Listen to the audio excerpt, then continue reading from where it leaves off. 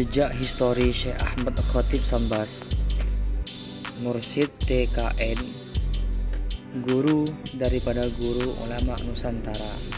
Syekh Ahmad Khatib Sambas yang merupakan guru para ulama Nusantara dilahirkan di daerah Kampung Dagang, Sambas, Kalimantan Barat pada bulan Safar 1217 Hijriah, bertepatan dengan tahun 1803 Masehi, dari seorang ayah bernama Abdul Ghaffar bin Abdullah bin Muhammad bin Jalaluddin.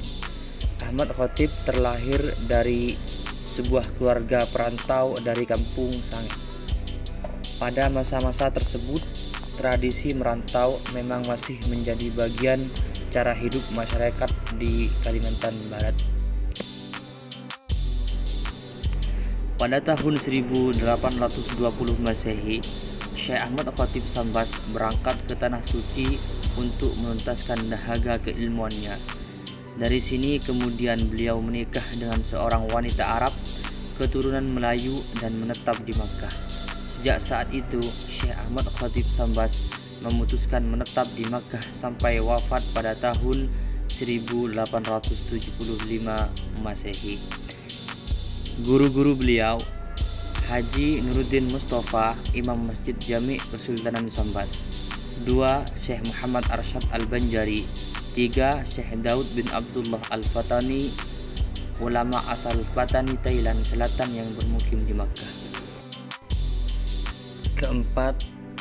Syekh Abdul Somad Al-Palimbani, ulama asal Palembang yang bermukim di Makkah. 5. Syekh Abdul Hafid Al-Ajami. 6. Syekh Ahmad Al-Marzuki. 7. Syekh Syamsuddin, mursyid tarekat Qadiriyah yang tinggal dan mengajar di Jabal Kubais, Mekah.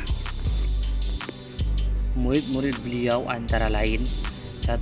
Syekh Nawawi Al-Bantani. 2. Syekh Muhammad Khalil Bangkalan Madura. 3. Syekh Abdul Karim Banten. 4. Syekh Talhah Cirebon. Syekh Nawawi Al-Bantani dan Syekh Muhammad Khalil selain berguru kepada Syekh Ahmad Khatib Sambas, juga berguru kepada Syekh Ahmad Zaini Dahlan, mufti mazhab Syafi'i di Masjidil Haram Makkah.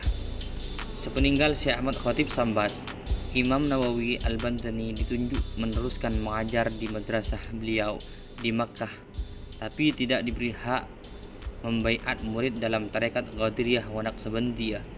Sedangkan Syekh Muhammad Khalil, Syekh Abdul Karim dan Syekh Talhah diperintahkan pulang ke tanah Jawa dan ditunduk sebagai khalifah yang berhak menyebarkan dan membaiat murid dalam tarekat Qadiriyah wa Naqsabandiyah.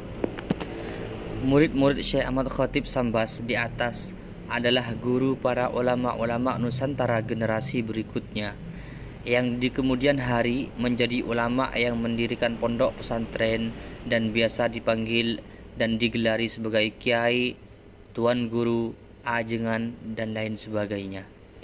Sebagai contoh, Syekh Muhammad Khalil Bangkalan Madura mempunyai murid-murid antara lain: 1. Kiai Haji Hashim Asy'ari, pendiri dan pengasuh pondok pesantren Tebu Ireng Jombang. Beliau juga dikenal sebagai pendiri organisasi Islam Nahdlatul Ulama NU. Bahkan beliau tercatat sebagai pahlawan nasional. Kiai Haji Raden As'ad Samsul Arifin, pengasuh pondok pesantren Salafiyah Syafi'iyah Sukorejo, Asem Bagus, Situbondo. Pesantren ini sekarang memiliki belasan ribu orang santri. 3. Kiai Haji Wahab Hasbullah, pendiri pengasuh pondok pesantren Tambak Beras Jombang, pernah menjabat sebagai Rais Am NU periode 1947 hingga 1971. 5. Kiai Haji Maksum, pendiri pengasuh pondok pesantren Rembang, Jawa Tengah. 6. Kiai Haji Bisri Mustafa, pendiri pengasuh pondok pesantren Rembang. Beliau juga dikenal sebagai musafir Al-Quran. Kitab tafsirnya dapat dibaca sampai sekarang, berjudul Al-Ibris, sebanyak 3 jilid, tebal huruf Jawa Pegon. 7. Kiai Haji Muhammad Siddiq, pendiri pengasuh pesantren Siddiqiyah Jember. 8. Kiai Haji Muhammad Hasan Genggong, pendiri pengasuh Pondok Pesantren Zainul Hasan Genggong. Pesantren ini memiliki ribuan santri dari seluruh penjuru Indonesia. Kiai Haji Zaini Mun'im, pendiri pengasuh pesantren Nurul Jadid Paiton Probolinggo. Pesantren ini juga tergolong besar, memiliki ribuan santri dan sebuah universitas yang cukup megah. 10. Kiai Abdullah Mubarak, pendiri pengasuh pondok, kini dikenal juga menampung pengobatan para morfinis. 11. Kiai Haji Asy'ari, pendiri pengasuh pondok pesantren Darut Thalabah Wonosari Bondowoso. 12. Kiai Haji Abi Suja, pendiri serta pengasuh pondok pesantren Atta-Tinggi Kebun Agung Sumeneb. 13. Kiai Haji Ali Wafa, pendiri pengasuh pondok pesantren Temporjo Jember. Pesantren ini mempunyai ciri khas yang tersendiri, yaitu keahliannya tentang ilmu nahwu dan saraf. 14. Kiai Haji Toha, pendiri pengasuh pondok pesantren Bata-Bata Pamekasan. 15. Kiai Haji Mustafa, pendiri pengasuh pondok pesantren Macan Putih Blambangan. 16. Kiai Usmoni, pendiri pengasuh pondok pesantren Macan Putih Blambangan. 16. Kiai Usmoni, pendiri pengasuh pondok pesantren Pandaan Sumeneb. 17. Kiai Karimullah, pendiri pengasuh pondok pesantren Curah Damai Bondowoso.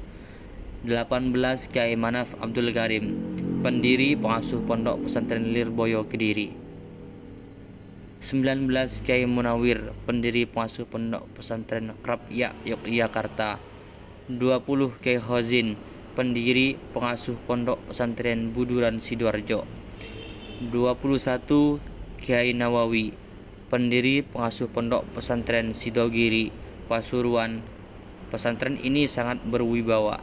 Selain karena prinsip salaf tetap dipegang teguh, juga sangat hati-hati dalam menerima sumbangan. Seringkali menolak sumbangan kalau patut diduga terdapat syubhat.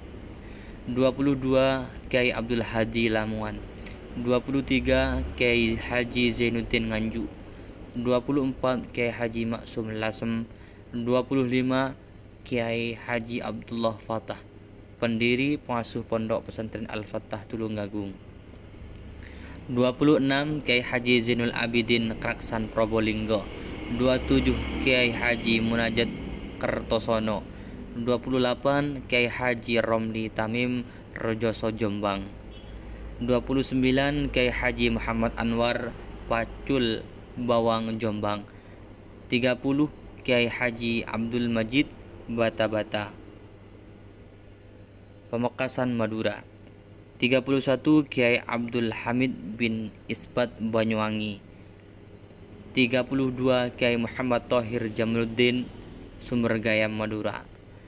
33. Kiai Zainur Rasyid Kironggo Bondowoso. 34. Kiai Haji Hasan Mustafa Garut Jawa Barat. 35. Raden Kiai Haji Fakih Maskumambang Gresik.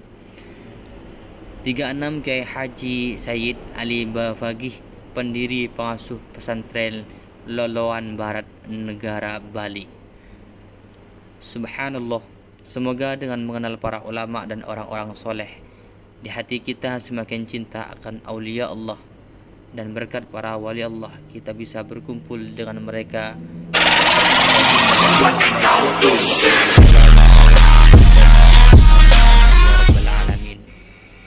Mari bantu channel ini dengan menekan tanda like, pada tombol subscribe, dan tekan tombol loncengnya.